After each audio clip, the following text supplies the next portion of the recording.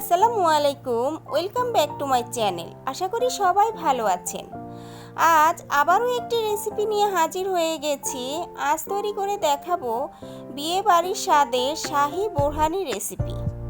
পোলাও, বিরিয়ানি বা যে কোনো রিচ ফুড খাওয়ার পর মনে হয় এক গ্লাস বোরহানি না খেলে চলবেই না। চলুন তাহলে আজ বোরহানির রেসিপিটি দেখে নিই।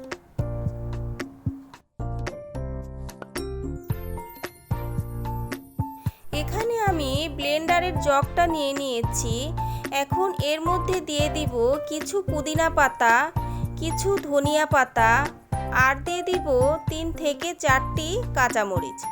ঝালটা যার যার পছন্দ মতো কমিয়ে বাড়িয়ে নিতে পারেন। এখন এর মধ্যে সামান্য একটু পানি দিয়ে ব্লেন্ড করে নিব।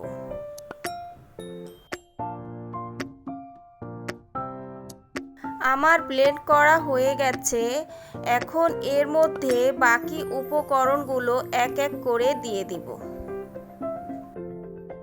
দিয়ে দিচ্ছি 3 চা চামচ চিনি। চিনিটা বুঝে দিতে হবে, কারণ এখানে আমি টক মিষ্টি দইটা ব্যবহার করছি, তাই চিনির পরিমাণটা কম।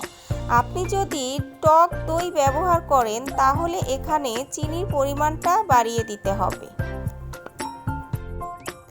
আর দিয়ে দিব হাফ চামচ থেকে একটু বেশি গোলমরিচের গুঁড়া, 1 চা চামচ ভাজা জিরার গুঁড়া, 1 চামচ বিট লবণ, 1 চামচ সাদা লবণ।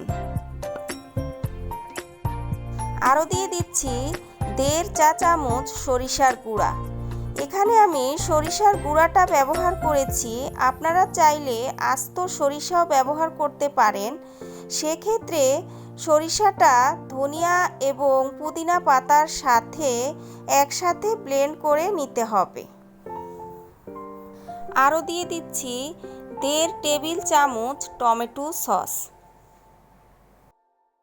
সব শেষে দিয়ে দিব দই।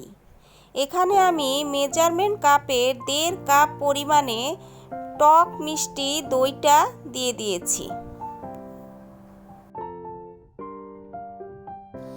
এখন এর মধ্যে 1 কাপ পরিমাণের পানি দিয়ে ভালোভাবে ব্লেন্ড করে নিতে হবে। ব্লেন্ড করা হয়ে গেছে।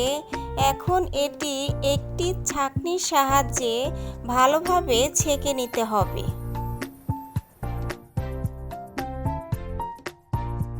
এখানে আমি একটি মেজারমেন্ট মগ নিয়ে নিয়েছি। এর মধ্যে বোরহানিটা খুব ভালোভাবে ছেঁকে নেব।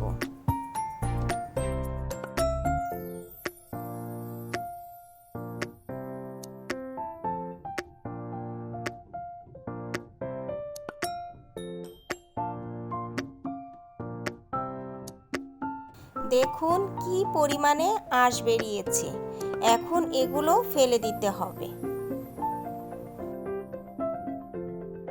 তৈরি হয়ে গেছে শাহি বোরহানি রেসিপি। এখন সার্ভ করে দেখাচ্ছি। একটি গ্লাসের মধ্যে দিয়ে দিব কিছু বরফ আর দিয়ে দিব বোরহানি। ঠান্ডা ঠান্ডা বোরহানি খেতে কি যে মজা!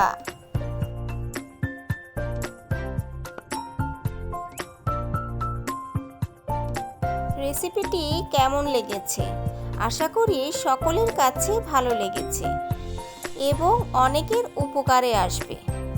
রেসিপিটি যদি ভালো লেগে থাকে তাহলে চ্যানেলটি সাবস্ক্রাইব করতে ভুলবেন না, আর সাথে লাইক, কমেন্ট আর বেশি বেশি শেয়ার করে দিবেন।